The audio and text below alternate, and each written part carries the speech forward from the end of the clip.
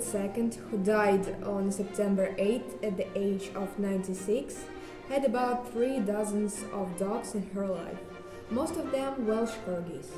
The royal Corgis are so linked to the British monarchy that they have appeared in coins, statues, books and even cartoons. The Queen was responsible for the boom in popularity of this adorable Welsh breed in the 50s. For the 2012 Olympics, the Queen and 2 of her dogs participated in a sketch with James Bond actor Daniel Craig. The Brits first stole her hat in 1933, when her father, the soon-to-be King George VI, brought home a corgi named Duke from a local kennel. Soon after Duke came another for a friend, Jane. Duke, the Welsh Corgi, lived a dream life. He spent time at Balmoral, hand-fed by the young royals. His adventures were fictionalized in children's books, turning him into a sort of pet hero. These first Corgis kept Elizabeth and her sister Margaret company as they fled to Windsor Castle during World War II. The Queen's early love for Corgis was from her childhood. Atop the royal Corgi family lineage sits Susan, whom the Queen received as a gift for her 18th birthday. Susan gave birth to Honey and Sugar, and from there the Corgi family tree expanded to include dozens of dogs that can be traced back to Susan, who even joined the Queen and Prince Philip on their honeymoon to Scotland. Let's take a look at her dynasty. Duke. His royal attitude brought him the nickname the Duke, which eventually became Duke. Jane was chosen to be Duke's breeding partner, but he didn't pay her much attention. Carol and Crackers were Jane's offspring. Crackers belonged to the Queen's mother. Susan was given to Elizabeth on her 18th birthday, and she became an ancestor for the rest of her Corgis.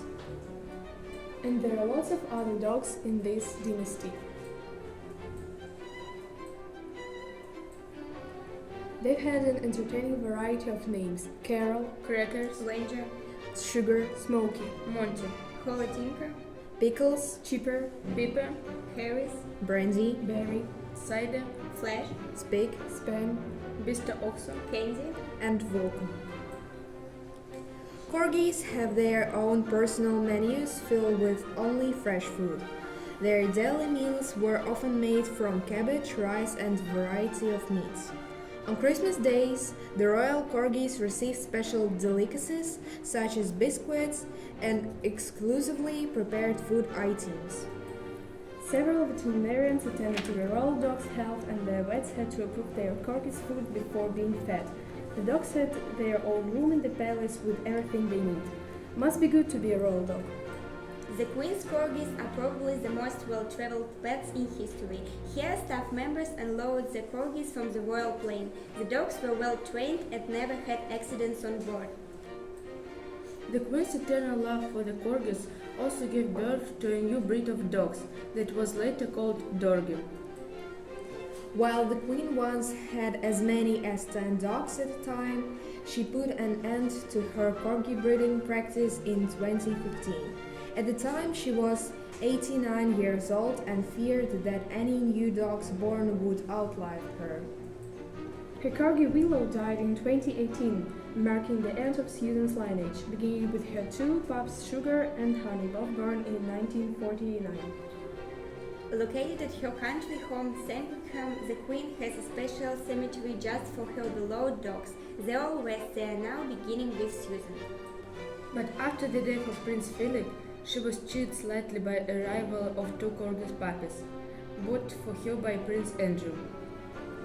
The dogs were part and parcel of her court, and like the Queen's courtiers, they no doubt will be well looked after their service to Her Majesty in Windsor.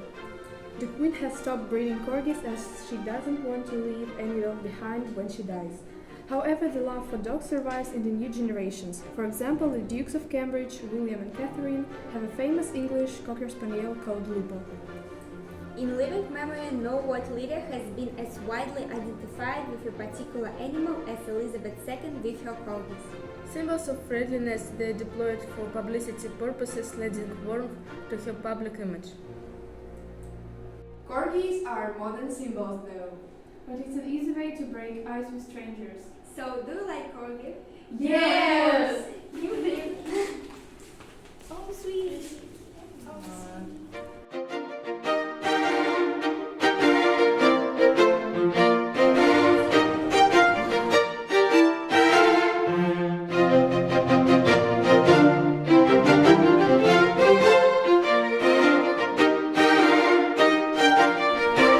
Thanks for your